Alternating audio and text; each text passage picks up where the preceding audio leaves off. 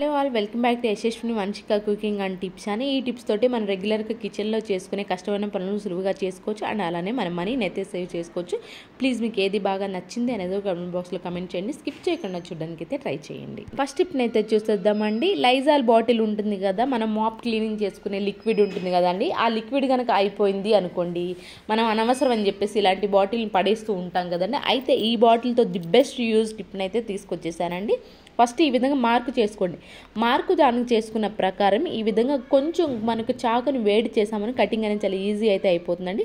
చూపిస్తున్నాను కదా, ఈ విధంగా బోర్డ్ షేప్లో అయితే కట్ చేసుకున్నానండి. నేనైతే బ్యాక్ సైడ్ కూడా ఏం చేశాను అంటే చిన్న చిన్న హోల్స్ అనేవి పెట్టేసుకున్నానండి. ఆ తర్వాత మన బాటిల్స్ క్యాప్స్ ఉంటాయి కదండి, క్యాప్స్ని ఈ విధంగా డబల్ టేప్ ప్లాస్టర్ పెట్టేసేసి బ్యాక్ సైడ్ కూడా అంటించేస్తాను. మన సోప్స్ ఉంటాయి కదండి, మన ఇంట్లోనే రూపాయి ఖర్చు లేకుండా అనవసరం అని పడేసే బాటిల్ తోటి సోప్ బాక్స్ని ఈజీగానే తయారు చేసుకోవచ్చండి. చూడండి, అటు ఇటు మనం హోల్స్ పెట్టాము, అలాగే అటు ఇటు క్యాప్స్ కూడా పెట్టాము కాబట్టి వాటర్ కూడా నిలిచే ఛాన్స్ అయితే ఉండేది. లైజాల్ బాటిల్ కనుక ఇంట్లో అవైలబుల్లో ఉందంటే ఈ సింపుల్గా అయితే సోప్ బాక్స్ని అయితే తయారు చేసుకోవడం చాలా అందంగా అయితే ఉంటుంది. అండ్ నెక్స్ట్ టిప్ వచ్చేసేసి ఇయర్ టాప్స్ ఉంటాయి కదండి, ఎప్పుడైనా సరే కానివ్వండి, ఇయర్ టాప్స్ బ్యాక్ సైడ్ మనకి స్క్రూ కనుక మిస్ అయింది అనుకోండి, కొన్నిసార్లు మనం ఇబ్బంది పడుతూ ఉంటాం. అలాంటప్పుడు ఇన్ కేస్ సడన్గా మనకి బయటికి వెళ్ళినప్పుడు ఇయర్ టాప్ స్క్రూ కనుక పోయిందని ఏమాత్రం టెన్షన్ పడకుండా మనకి స్టిక్కర్స్ అయితే హ్యాండ్ బ్యాగ్లో అవైలబుల్లో ఉంటాయని, స్క్రూ ఉన్నా లేకపోయినా కానీ హ్యాండ్ బ్యాగ్లో, అలాంటప్పుడు ఈ విధంగా స్టిక్కర్ని తీసుకుని మన స్క్రూ లాగా ఉపయోగించవచ్చు అండి. ఎప్పుడైనా సరే కానీ అత్యవసర పరిస్థితుల్లో స్క్రూ లాగా ఇయర్ టాప్స్కి అయితే ఉపయోగించుకోవచ్చు స్టిక్కర్స్ అనేది. ఐ హోప్ టిప్ అయితే నచ్చిందని అనుకుంటున్నాను. నెక్స్ట్ టిప్ వచ్చేసి మనకి సిరప్ బాటిల్స్ ఉంటాయి కదండి, సిరప్ బాటిల్స్ని కూడా ఇప్పుడు రీయూజ్ ఎలా చేయాలో చూద్దామండి. ఫస్ట్ సిరప్ బాటిల్ అయిపోయిన తర్వాత ఫస్ట్ మొత్తం నీట్గా క్లీన్ చేశాను. ఆ తర్వాత పైన క్యాప్ నుండి కొంచెం హోల్స్ చేసుకోండి, చిన్న చిన్న హోల్స్. ఆ తర్వాత నేను ఇక్కడ ఏం చేశానంటే డైరెక్ట్గా ఉంచే బదులు మీరు డైరెక్ట్గానే ఉంచేసుకోవచ్చు అండి. నాకు దగ్గర ఈ విధంగా ఇలాంటి ప్లాస్టర్, షైనింగ్ ప్లాస్టర్ అనేది అవైలబుల్లో ఉంది కాబట్టి షైనింగ్ ప్లాస్టర్ వేసేసానండి చుట్టూ. దీని లోపల ఏంటి అని అంటే మన అగరబత్తి కనుక పెట్టేసుకున్నామే అనుకో, ఎవరికన్నా అగరబత్తి స్టాండ్ అవైలబుల్లో లేకపోయినా కొంతమంది ఏం చేస్తారంటే కిచెన్లో మనకి కొన్నిసార్లు నీచు వాసన వస్తున్నప్పుడు అగరబత్తి వెలిగించుకుంటూ ఉంటారు కదండి, అలాంటప్పుడు కూడా దీన్ని అయితే మన అగరబత్తి స్టాండ్ లాగా అయితే ఉపయోగించుకోవచ్చు. ఐ హోప్ ఈ టిప్ అయితే నచ్చిందని అనుకుంటున్నాను. నచ్చితే కనుక ప్లీజ్ అండి ఒక లైక్ ఇచ్చి నా ఛానల్ సపోర్ట్ చేయండి. దానివల్ల నాకు మోటివేషన్గా అయితే ఉంటుంది. ఇలాంటి టిప్స్ ట్రిక్స్ మీకు ఇంకా తీసుకొస్తూ ఉంటాను కాబట్టి ప్లీజ్ లైక్ చేయండి. నెక్స్ట్ టిప్ వచ్చేసి ఇలాంటి స్టీల్ షింకులు ఉంటాయి కదండి, వీటి అప్పుడప్పుడు ఏంటి అని అంటే కొన్నిసార్లు నలుపుగా కనిపిస్తూ ఉంటాయి. ఎంత మనం స్టీల్ స్క్రబ్బర్ వేసి గ్రీన్ స్క్రబ్బర్ వేసి క్లీన్ చేసినా కానీ ఆ నలుపు అనేది పోదు కదండి.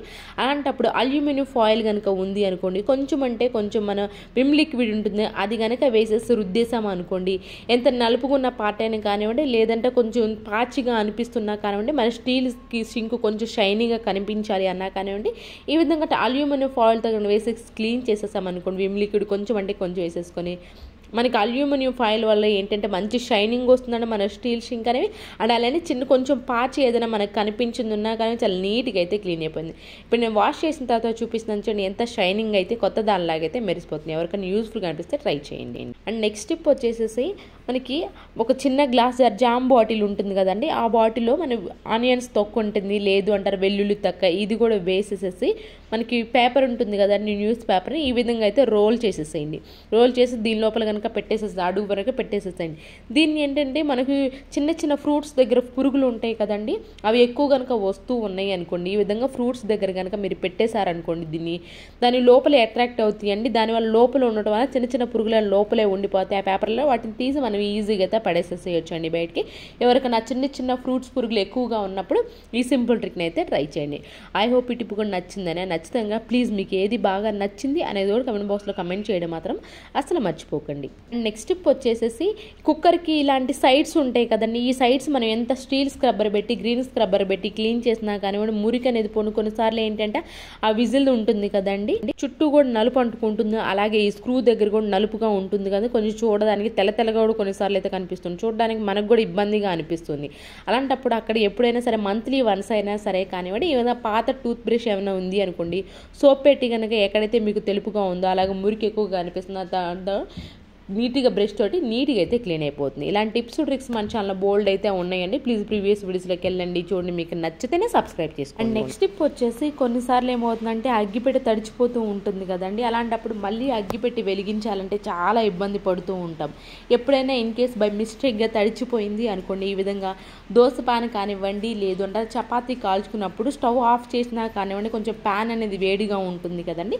అలాంటప్పుడు ఏదైతే మీకు మ్యాక్స్ బాక్స్ తడిచుని దీనిపైన కనుక పెట్టేసామనుకోండి, అగ్గిపెట్టి మనకి వేడవుతుంది కాబట్టి మనకి ఈజీగా అయితే పెరుగుతుంది. స్టవ్ ఆఫ్ చేసిన తర్వాత మాత్రమే దోశ పాన్ పైన ఈ విధంగా పెట్టండి. అండ్ నెక్స్ట్ టిప్ వచ్చేసేసి ఆయిల్ ప్యాకెట్ అయిపోయిన తర్వాత ఆయిల్ అడుగును కొంచెం అయితే ఉంటుంది కదండి. ఇలాంటి వుడ్ ఏమన్నా ఉన్నాయి అనుకోండి, అప్పుడప్పుడు మనం వుడ్ మొత్తం నీట్గా క్లీన్ చేసుకున్న తర్వాత ఈ విధంగా ఆయిల్ కనుక పట్టించేసామా అనుకోండి, మనకి వుడ్ అనేది రిపీటెడ్గా ఫంగస్ అనేది ఫామ్ అవ్వకుండా ఉంటుంది. అలాగే కొత్త వాటిలాగైతే ఇప్పుడు డల్ షేడ్గా అనిపిస్తూ ఉంటుంది కదా, అలాంటప్పుడు ఈ సింపుల్ ట్రిక్ని అయితే ట్రై చేయండి. బట్ ఖచ్చితంగా ఎండలో అయితే పెట్టేసేసేయండి ఆయిల్ అంతా అంటించుకున్న తర్వాత. నెక్స్ట్ టిప్ వచ్చేసి ఫ్రిడ్జ్లోని అప్పుడే మన జామ్ కనుక తీసామనుకోండి, బ్రెడ్ పైన స్ప్రెడ్ చేయాలి అనుకున్నప్పుడు ఎంతైతే స్పూన్తో తీస్తామో అలాగే గట్టిగా పడుతూ ఉంటుంది కదా అండి, స్ప్రెడ్డింగ్ మనకి ఈజీ అవ్వదు. అలా కాకుండా ఈ విధంగా ఫోర్క్ తోటి ఒక 5-6 టైమ్స్ ఈ విధంగా అనేసి ఆ తర్వాత స్ప్రెడ్ చేసాము అనుకోండి, జామ్ అనేది కొంచెం లిక్విడ్గా ఉంటుంది, స్ప్రెడ్డింగ్ బ్రెడ్ పైన ఈజీగా అయితే ఉంటుంది. ఐ హోప్ ఈ టిప్ కూడా నచ్చితే ఇంకా ప్లీజ్ పక్కనే బెల్ సింబల్ అయితే యాక్టివేషన్లో ఉంచుకొని ఆల్ అనే బ్రెడ్ని ప్రెస్ చేయండి. నెక్స్ట్ టిప్ వచ్చేసి చాపర్ ఉంటుంది కదా, మనం ఖచ్చితంగా చాపర్ని ఏం చేస్తూ ఉంటామండి, మనం ఆనియన్స్ని పచ్చిమిర్చి కట్ చేసుకుంటాం. అలా కాకుండా కొంచెం కనుక వెన్నపూస ఉంది అనుకోండి, ఆ టైంలో మనం మిక్సీకి కొన్నిసార్లు ఏమో కొంచెం వెన్నపూస అయినప్పుడు పడదు. అలా కాకుండా చాపర్లో మనం కొంచెం పెరుగు కనుక వేసేసుకొని ఈ విధంగా కొంచెం వాటర్ పోసుకుంటూ కనుక చేసేసుకున్నామే అనుకోండి, లేదు అంటారా కరెంట్ పోయినప్పుడైనా కానీ మనకి అర్జెంటుగా వెన్నపూస తీయాలి, అలాంటప్పుడు మిక్సీకి అవ్వదు కదండి, అలాంటప్పుడు కొంచెం వేసుకుంటూ కనుక చేసేసుకున్నామే అనుకోండి,